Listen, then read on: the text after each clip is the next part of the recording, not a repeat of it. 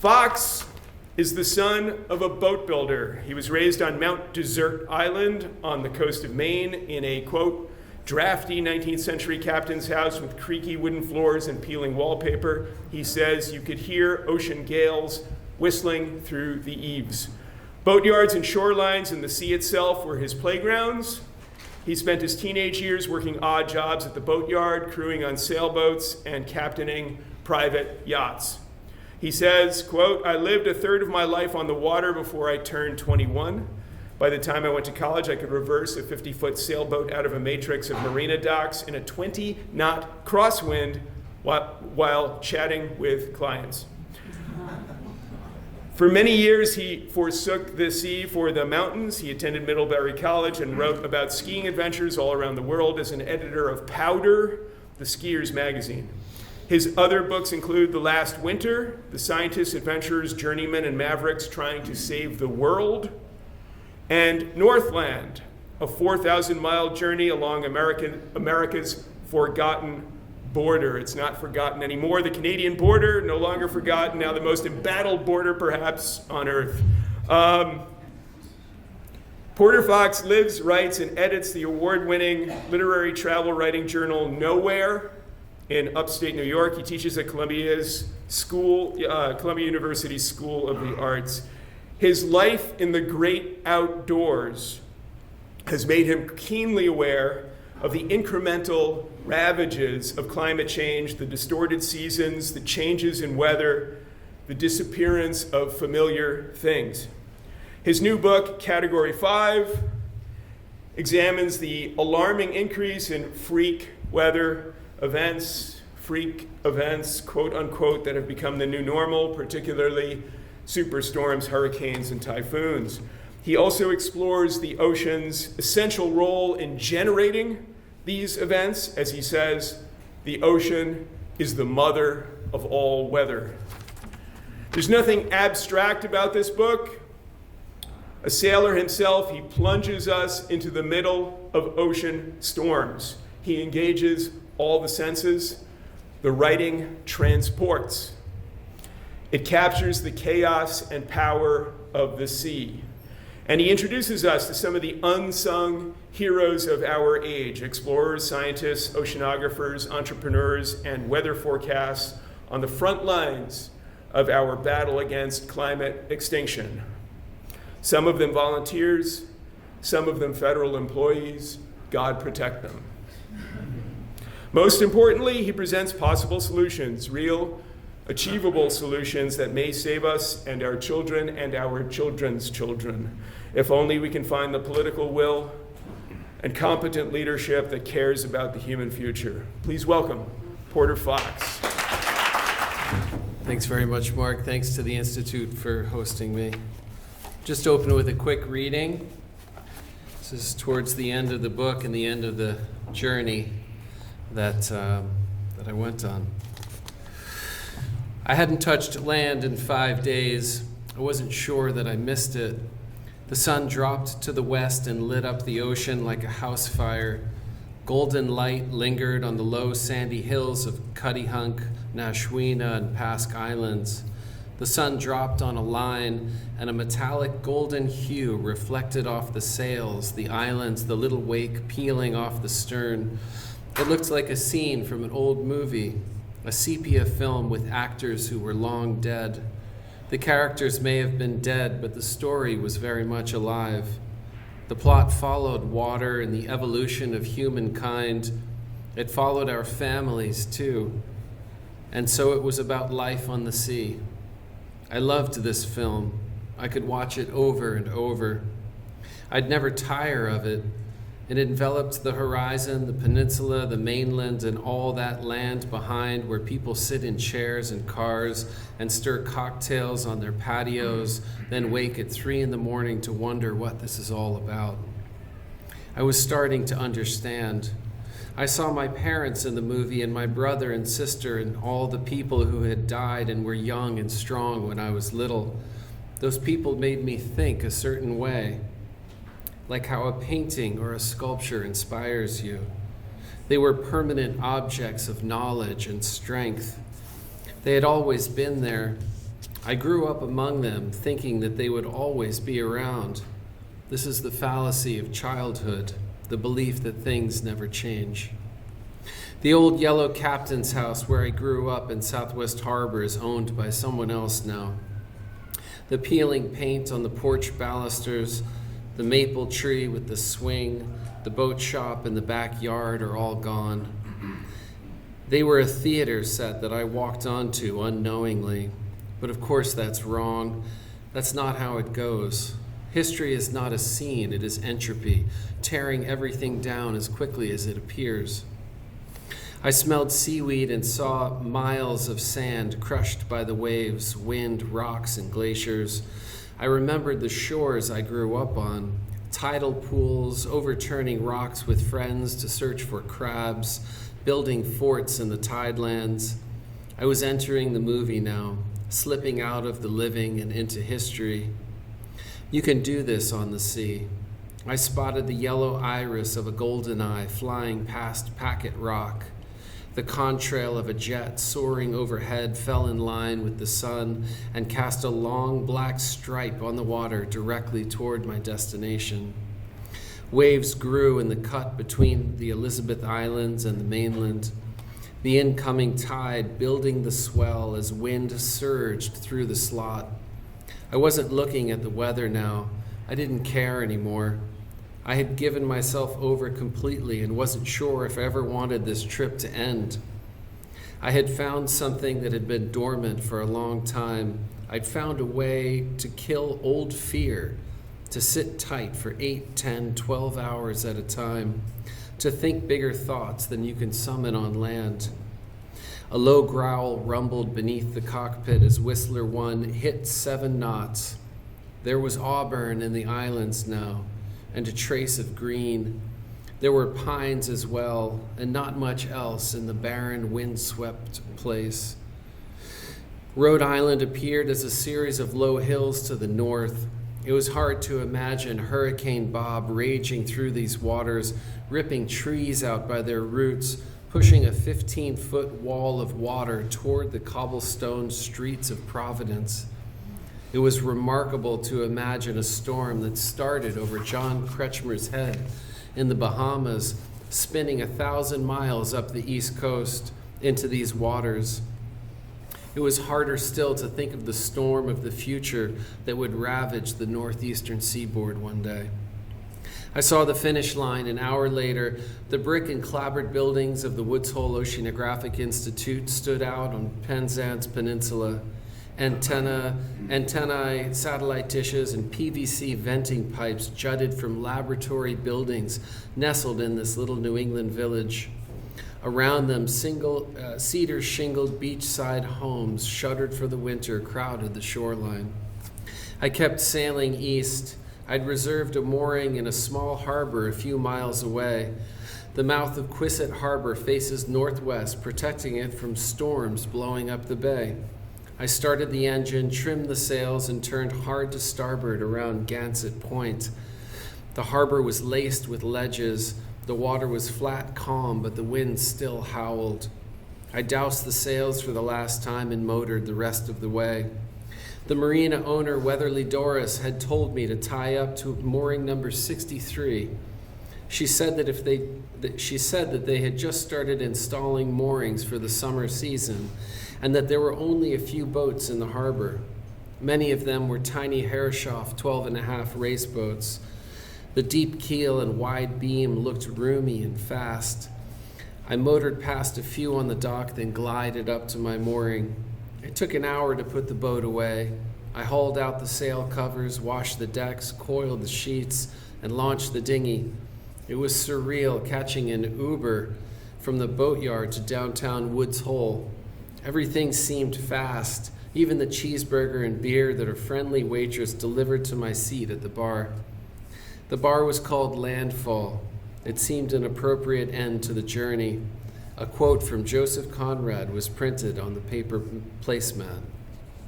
In all the devious tracings the course of a sailing ship leaves upon the white paper of a chart, she is always aiming for that one little spot. maybe a small island in the ocean, a single headland upon the long coast of a continent, a lighthouse on a bluff, or simply the peaked form of a mountain like an ant heap afloat upon the waters. But if you have sighted it on the expected bearing, then the landfall is good. Fogs, snowstorms, gales, thick with clouds and rain. Those are the enemies of good landfalls. So thank you so much for coming here, for making room in your adventures to be here. You've said that you did not choose to write this story, that you had to write it, and can you tell us about that? It was kind of a twist in my own life where I ended up in the Hudson Valley, New York City, then the Hudson Valley, and by chance got an opportunity to get one of the boats that my father built back in the 80s. And they were, at that moment, I had not sailed for probably 15, 20 years offshore. My whole childhood was that, delivering boats to Bermuda and racing up and down the East Coast and all over the world. And I suddenly realized I had this beautiful boat that I'd always dreamed of having, and I couldn't really remember how to sail it because it had been 20 years. So I met John Kretschmer, and he does offshore sailing schools essentially. And I flew down to Grenada and sailed with him for a week. And by the end of that week, I got so many anecdotes from him about how trade winds were changing directions, ocean currents were slowing down or also changing in direction. And I had written about climate change a fair amount, and I recognized these indications of a change in the way that planetary systems were working. I mean, the trade winds haven't changed in tens of thousands of years, and all of a sudden they're 12 degrees off to the east instead of coming out of the northeast, and no one had an explanation for that. I mean, none. There was nothing to read about. It just was a fact. And so I took that anecdotal information from John and many other captains that I talked to, and I took that to laboratories and NOAA and ECMWF in Europe and talked to meteorologists and climate change experts to see, is there a connection here? And obviously there was. So that's how the book very organically began. So you read a very beautiful poetic passage. A lot of the book is you kind of translating new scientific knowledge into layman's terms, and science writing is often an act of translation, essentially. And so was this very challenging to do? Oh my God. Well, we just toured the incredible Maisonette facility that you have here, and even in that environment there's a lot of words that we're not really understanding. In meteorology, the vocabulary is incredibly dense and a bit bizarre. It doesn't translate easy into plain English unless you're an expert in it. So I would do 3-4 hour interviews with either data processors in a climate change kind of prediction facility or meteorologists. And then I would have to transcribe those notes, come home, and just look up every other word and try to decipher what the hell this person just said to me. And it's really, and it's more kudos to them for actually understanding how weather works. And not just how weather works in New York, but how does the ocean temperature off of the coast of San Diego affect the weather in New York? How does a nor'easter suddenly get amped up with power when the Gulf Stream wanders maybe 1.5 degrees off closer to the coastline, where that energy that's stored in the ocean can get sucked up into a typical nor'easter and turn it into storm of the century? So I knew what I wanted to learn, but the process of interpreting all of that hard data was very onerous and long. You say that the ocean is the mother of all weather, and in a sense, here in Albany or anywhere, middle of Kansas, whatever, we're bathing in the ocean's effects now and at all times. So can you explain that? What does it mean that the ocean is the mother of all weather? It's in the most simple terms, the way it was described to me is, first of all, the ocean has absorbed 90% of the heat that humans have created, all the anthropogenic heat in the world. 90% of it gets sucked into the ocean, and it's kind of like a reservoir for it. Well, that comes with consequences, because heat in the ocean is what fuels hurricanes, it's what fuels nor'easters, it's what fuels wind and precipitation. Every breath of wind you'll feel on the campus quad, you can trace that back in some way back to the ocean. That's where pretty much all of our weather comes from. And so, what I had to get my head around was exactly how does the flux between ocean and air happen, and really how does climate change enhance that process. And a friend just described it to me with the world's kind of weather systems and global kind of meteorological systems are a closed system. And when you trap the sun's heat within that closed system, there's really nowhere for it to go. Like, it has to get out somewhere, and it gets out in these storms. It's like literally throwing gasoline on a fire. You're going to watch that fire explode. So that's what we've been seeing with these freak storms, tornadoes in New York, Hurricane Sandy, take your pick. You're seeing the velocity of the wind, the size of the waves, the height of the storm surge, everything increasingly getting worse and worse. And that's coming from that excess heat that's trapped in the system. You have a lot of beautiful and terrifying descriptions of ocean storms, and being trapped in one yourself and others being trapped in them. The ocean in many ways defies language. It's amorphous and chaotic. It's too big for language, perhaps for the imagination. As a writer, what challenges are there in describing the ocean, and what are your solutions to those challenges? I mean, that's the job. That's the job. Writers learn, we learn how to structure writing. We learn how to structure a story. We learn how to withhold information and reveal it at just the right time.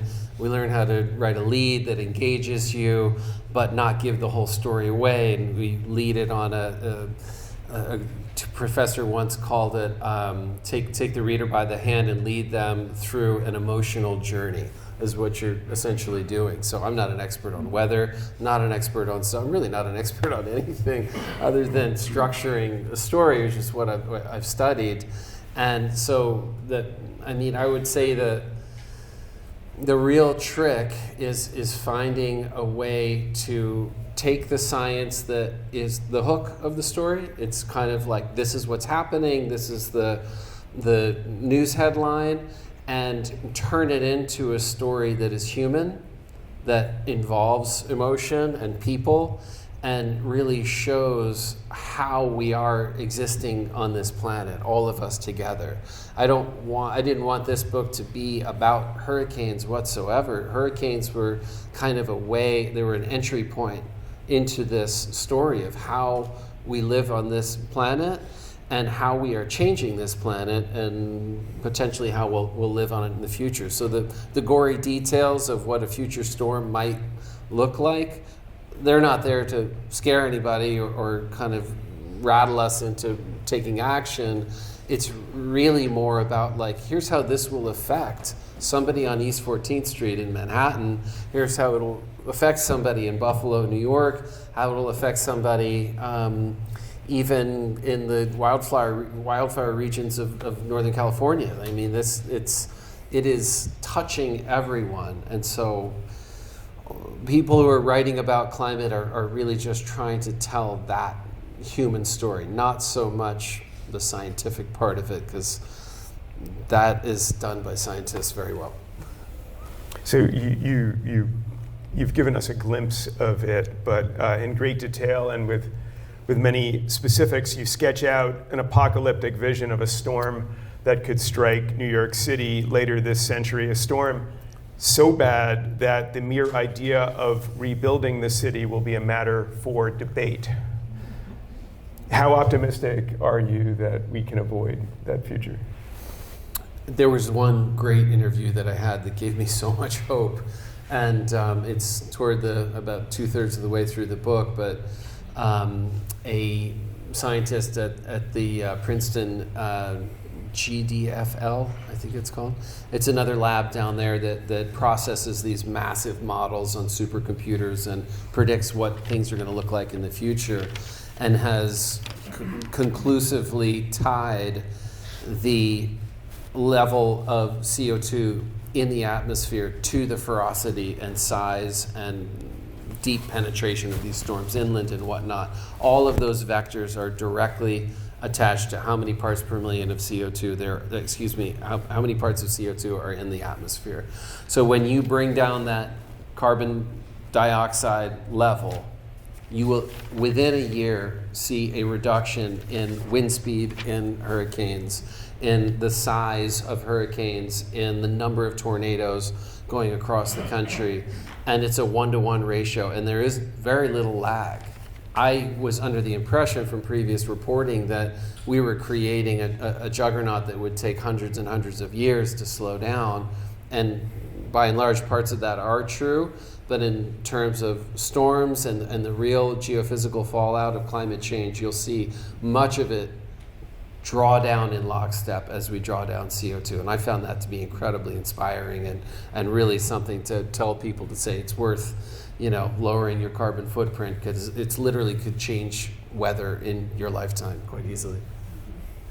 So I'm going to ask maybe 3 more questions, and then I'm going to open it up to the audience. We do have a handheld mic that we can circulate. So you mentioned Whistler 1. You mentioned the boat that your father made that you acquired, and he made 50, 60 something boats. What was it like to have a father like your father? And forgive me for asking, I'm the father of three boys. And father-son relationships are not always that easy. So did you always see eye to eye? We were lucky. My dad and I saw very eye to eye. My older brother and my dad did not see eye to eye whatsoever. But my dad was one of those folks who was he found what he was put on this earth to do. Like, he found exactly what he wanted to do. He'd been building boats since he was a young boy, living in Pennsylvania on rafts on lakes, little makeshift canoes on rivers. And when he got the chance to work at a real sailboat yard and do it for real, it was so natural. And within just a few years, he was building what were regarded as some of the best sailboats in the world. And to watch that as a kid, really not the quality of the boat, not the cost of the boat or anything like that. It was amazing as a kid to see someone find exactly what they were meant to do. And that was inspiring to me, and it ultimately led me to do what I do. I could have gone many different paths, but the one thing that hooked me was writing. And so it was we really saw eye to eye on most everything, and I had great admiration for the dedication that he put into it, just like writing a book. I mean, I wake up at 4:30 in the morning, walk through the woods to my little studio. I sit there for 4 to 8 hours just grinding on a passage in the story, and I can't leave it because I'm so in love with the art of writing, as painful as it is. It's so solitary and so your brain hurts at the end of the day, but I love it so much, and I saw my dad do the same thing for his entire life. It almost feels like a spoiler because it comes late in the book, but folks are going to want to know about solutions. And the most hopeful solution is in a chapter titled "Can Poop Save Us All?" Yes. And my daughter chose that title. Your daughter chose that title. She's 6. So I can't help but bring it up. It was very hopeful to me, and I would imagine to anyone. So if you want to talk about that. It was so many things in this book were happening as I was reporting the book. Hurricanes Helene and Milton happened after I had finished a passage about the Gulf of Mexico and the superheating happening there, and how vulnerable, how these hurricanes are penetrating farther inland, how in the future they could make their way to Oklahoma, to Colorado, to Michigan, Wisconsin. And everyone's kind of like, oh, that's so interesting. And I'm like, no, that's real. Like, that's real. And then it happens in North Carolina. And suddenly everyone's like, oh my God. I was like, oh my God. It's happening like in real time as I'm reporting it.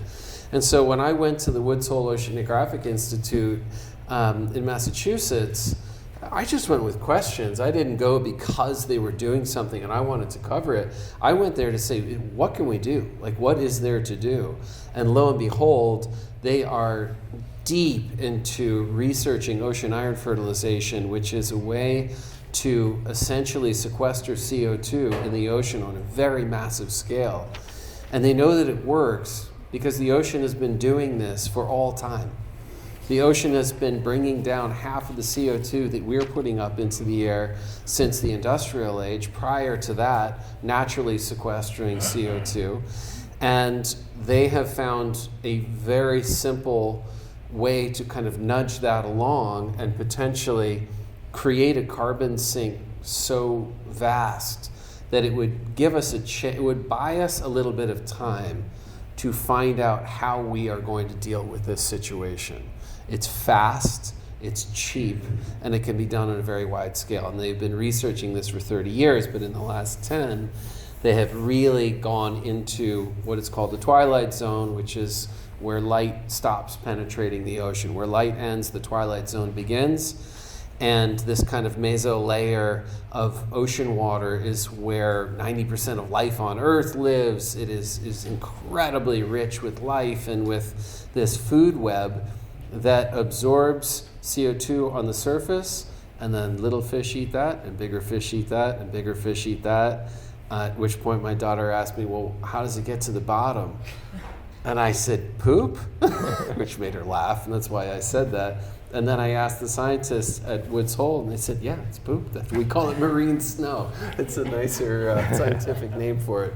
And that's how the carbon ends up in the bottom, and it'll sit there for hundreds to thousands of years. So it's a very natural process that has already saved human life, because without that, temperatures on Earth would be probably twice what they are now. So I have great hope. And just a little aside, my sailing buddy, who we raced offshore sailing boats together, we were the very low paid crew that did all the really boring stuff up on the foredeck. But at any rate, he has since gone on to head the Telluride Science Foundation and in Colorado. And when he read my book, and he said, I got to talk to Dr. Ken Buessler, who talked about the Twilight Zone to me. So I hooked the two of them up, and now they are creating this massive summit that the Science Foundation in Telluride is financing, and bringing in all the OIF people. And my friend and I have this joke that we will have to tell our local newspaper that we might save the world. Right. So the power of books and reporting, and those of you who feel that this is a futile existence, maybe someday you too will create a summit of some kind, right? So you published this in September 2024. We've experienced some apocalyptic political change since then. The heroes you feature in your book, particularly the federal employees, the NOAA employees, how are they doing now? Not good. Again, another thing happening in real time. I would say 30% of this book is about how they need more staffing at NOAA, how people are volunteering their time to go out on ships and monitor these devices that record ocean atmospheric carbon flux, servicing moorings that are giving us vital data, of course the weather balloons, all of this. I don't know how they could slash it anymore. They were working on pennies before this. These people are so dedicated to what they're doing, and they're so familiar with the hard data, and they can see the trajectory of where we're going so clearly, way more than me, that they won't stop.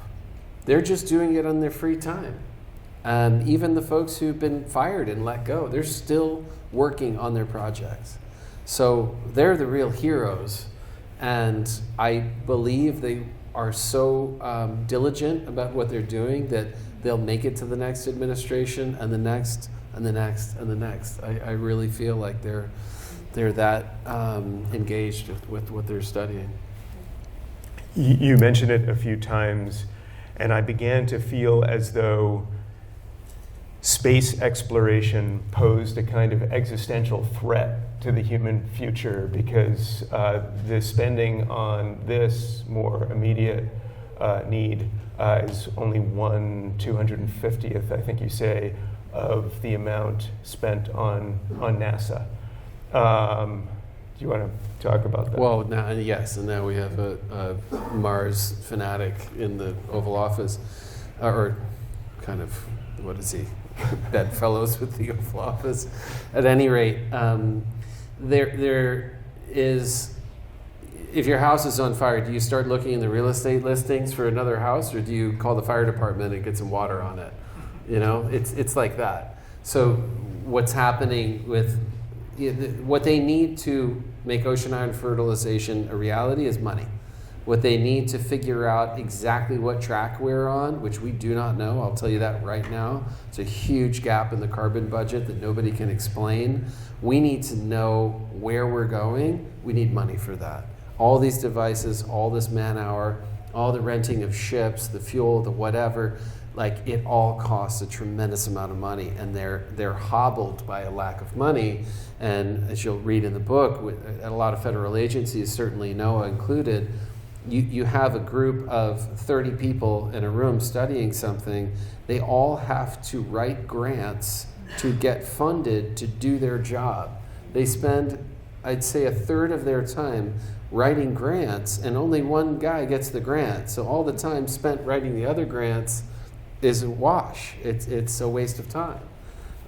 That's just for their salary. That's for the robotics that they need, for the supercomputing that they need. If they don't get that financing, they can't finish the product, and they can't tell us what's going on. So money is really the key, and diverting it towards Elon's rockets and space exploration is that is not unimportant, but it's at this point appears to me to be a little bit more of like the fantasies that my 6-year-old has of living in the forest with the salamanders, and he wants to go to Mars. All right, go to Mars, but don't use public financing to get there, because we have to figure out our own planet first, and 2/3 of that planet is this ocean that we know next to nothing about.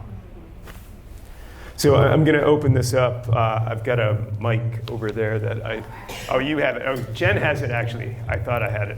So Jen is going to take your questions. So if you raise your hands high, you'll have an opportunity to pose questions.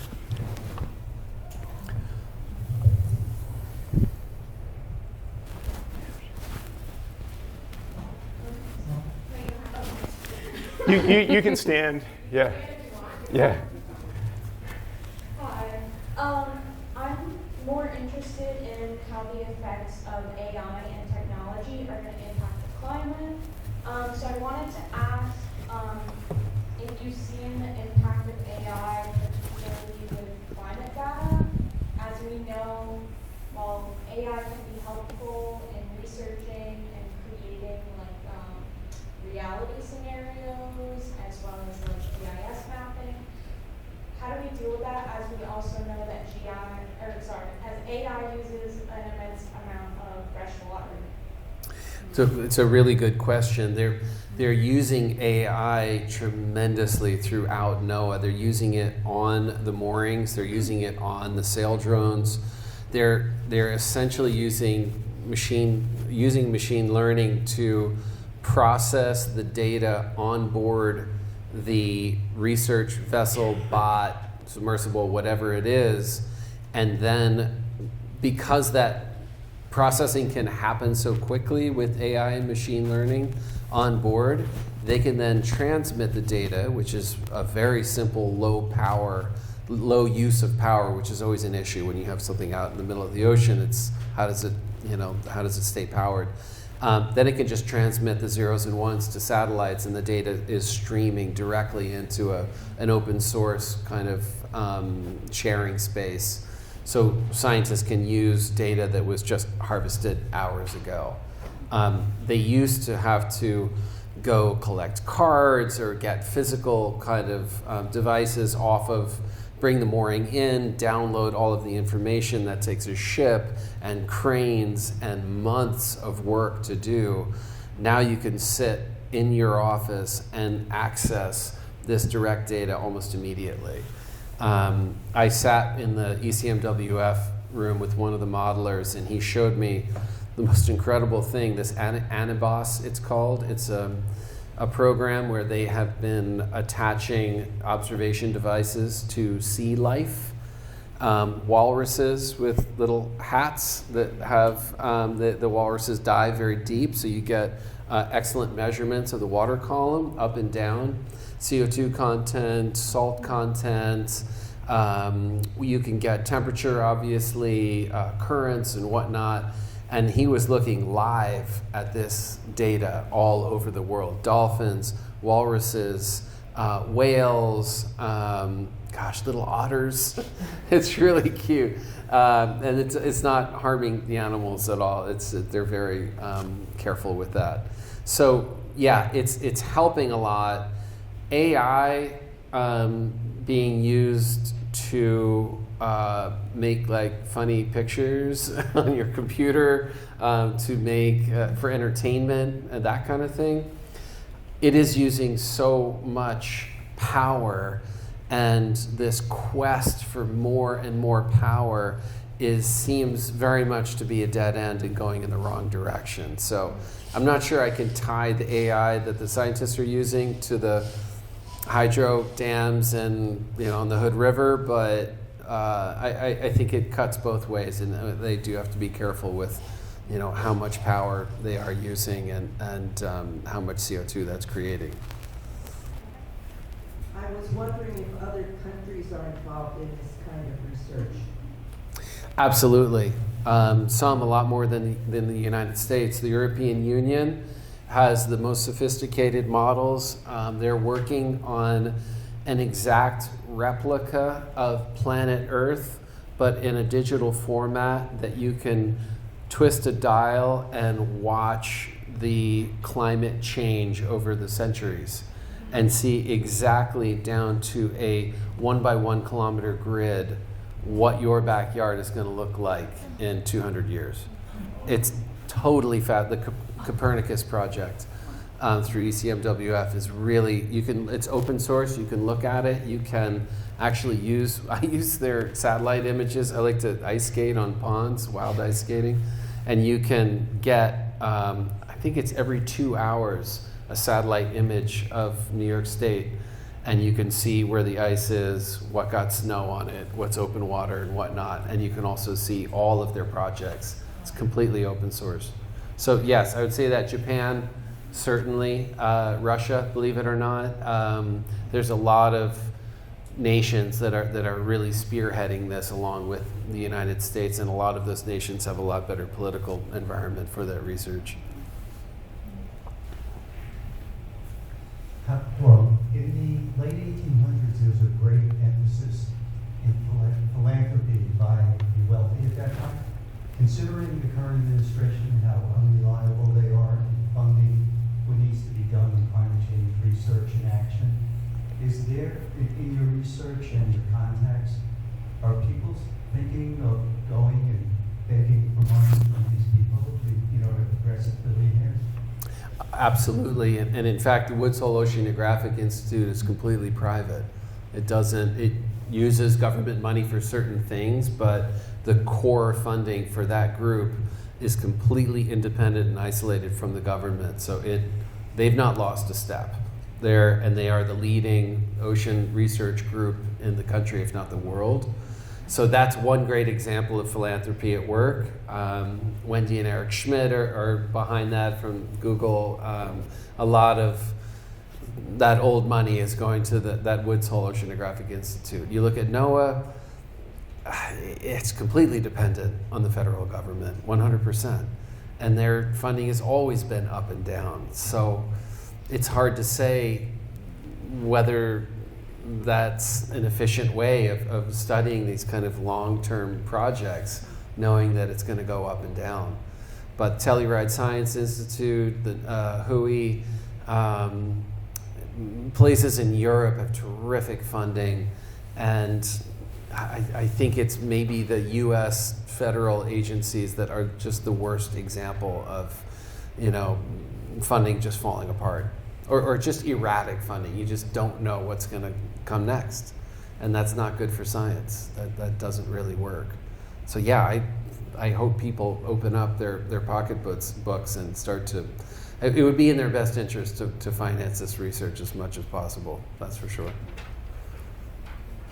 Question? Yeah. Yeah.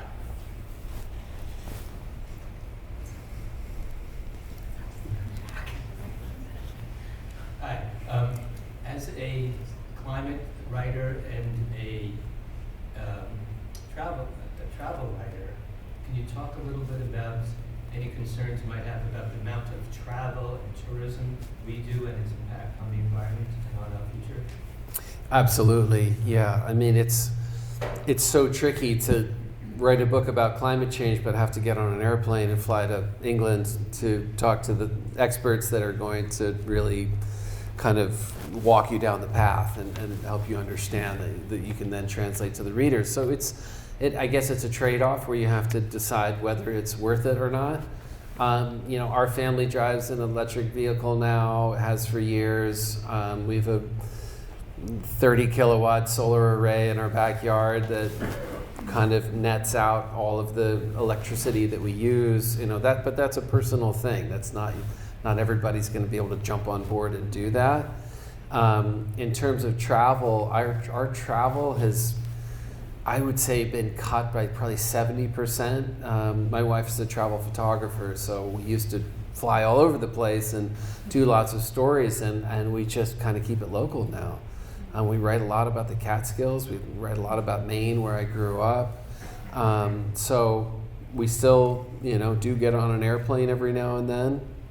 I'd say it's been cut down quite a bit, and it would probably be smart for most people to do that. But I feel like you all are very conscientious and are very engaged and intelligent, and I don't know how to say this, but I'm not sure that America is all like that. It seems like a huge portion, maybe half, doesn't understand what's going on and doesn't really want to understand. Or they're a little more concerned about just the here and now and getting by. And this is kind of something for the leftist elites to talk about, although it is affecting them very drastically, especially the farmers and whatnot in the middle of the nation.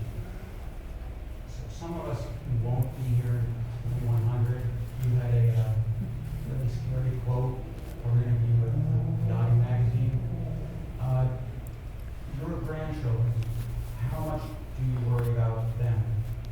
What do you have? A lot. I mean, I think people today, my wife and I included, just have conversations about whether you should have kids and bring them into this world that is on this maniacal kind of course towards the end of the world. I mean, it's not.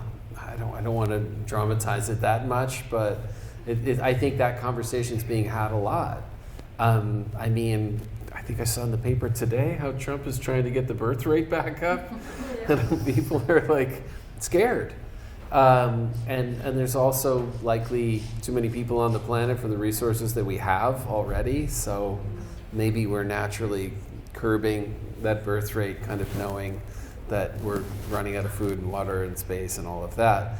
Then again, I watch my kids grow up, and they're so smart, and they're so adventurous, and they're so knowledgeable about climate.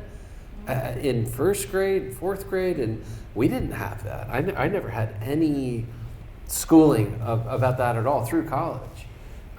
So I think these kids are very motivated to change the way that we exist on this planet.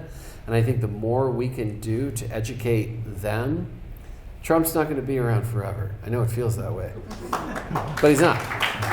He's human, and he will leave his body behind and go wherever he goes next, up or down, who knows. But if we educate these kids who within 10, 15 years are going to be grad school students, are going to be studying this, they're going to be running for office. I mean, these kids are smart, and they are really, really well educated in climate, at least the ones that I've spoken with, the ones in our house, they really know a lot about it. So kind of hoping that generation is the one that really turns it around.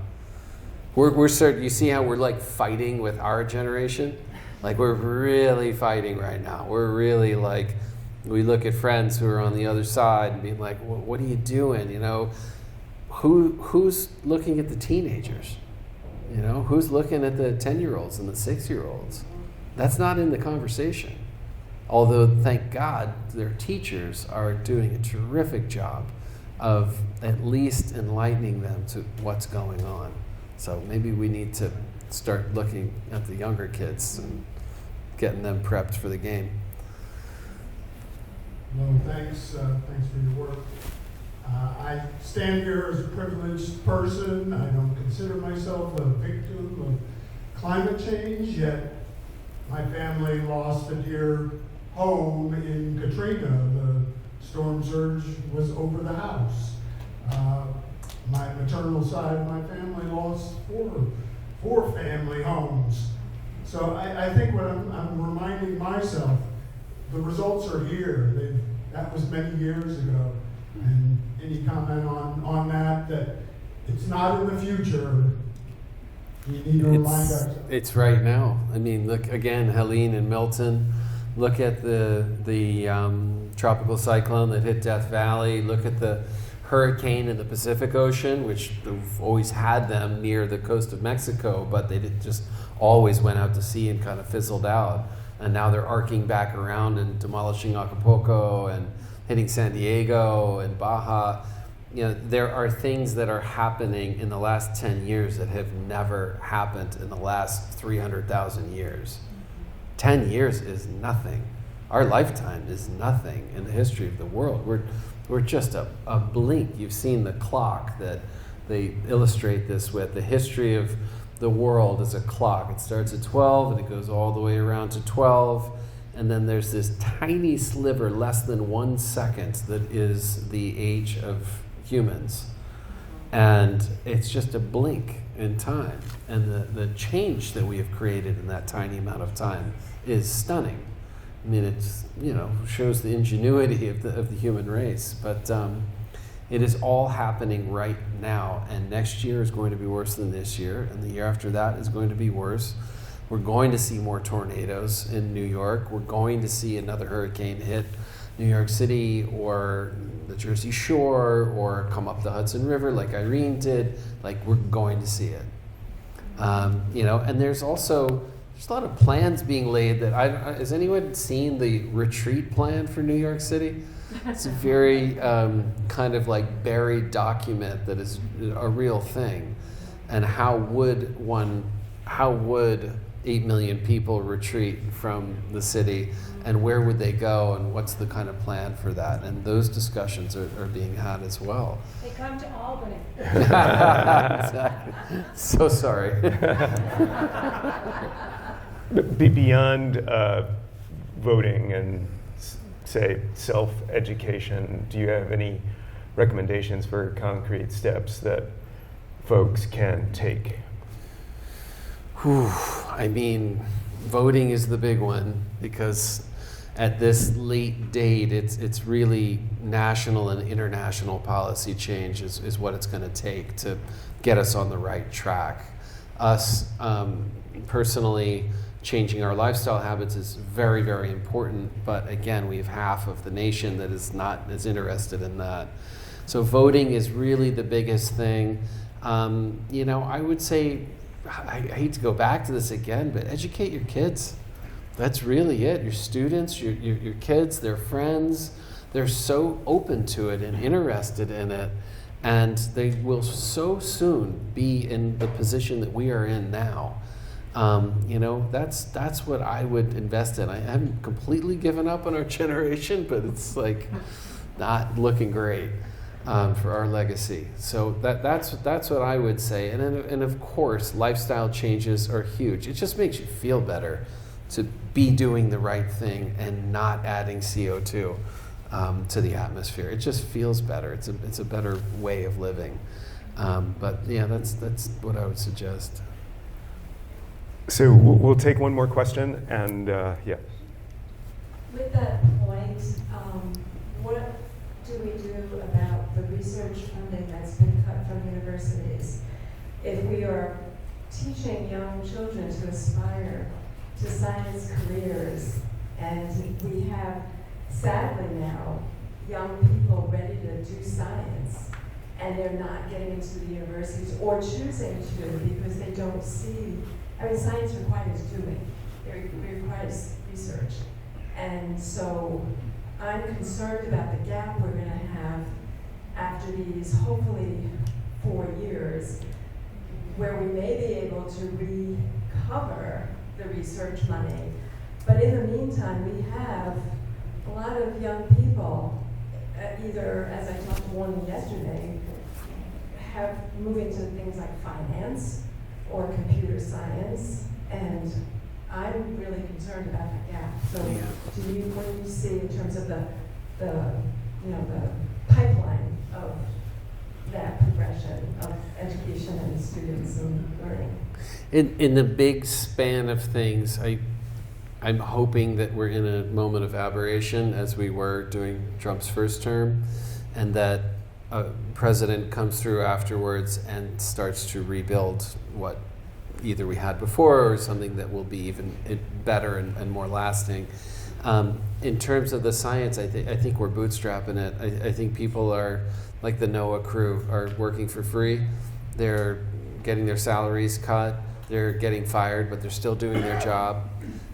They're dedicated to the cause. And I think that we have to take some stopgap measures to just get through this moment of insanity and start to kind of lay a better road forward that is a bit more durable and is focusing on our planetary systems, this geophysical fallout that we're seeing in our own backyards every day, and really alerting the other half of America to why 25 tornadoes came through their state in one season when there used to be 5, and really kind of educating them, because it is in everyone's best interest. I mean, we know that. And the other half isn't stupid, as we often think they are. There's just different priorities. And so I think if you can educate them through, I can do it through writing, you can do it through social media, through just talking to folks and whatnot, I think we can get through this moment and get back on track in 3 years, 4 months, and 86 days. So books are for sale. We'll be having a signing. You'll get an opportunity to meet the author. If you have kind of a longer anecdote or a longer story, you might want to be at the back of the line so that folks can kind of move through. We're going to be doing the signing in the back, is that correct? Right. Oh, right here. Okay, so we're going to be doing the signing right here. So in closing, I just wanted to mention that I found it very moving to think about these creatures in the deep, dark twilight zone of the ocean that have been saving the Earth for so long and continue to save the Earth. Some of them are undiscovered, some of them are new to science, they're strange creatures. But by pooping, right, and creating marine snow, they are saving us. They are. It's just an amazing thing to think about. We don't even know what they are or who they are, and they're out there, and we owe our lives to them. Absolutely. So, 100%. Yeah. So please, warm round of applause for Porter Fox.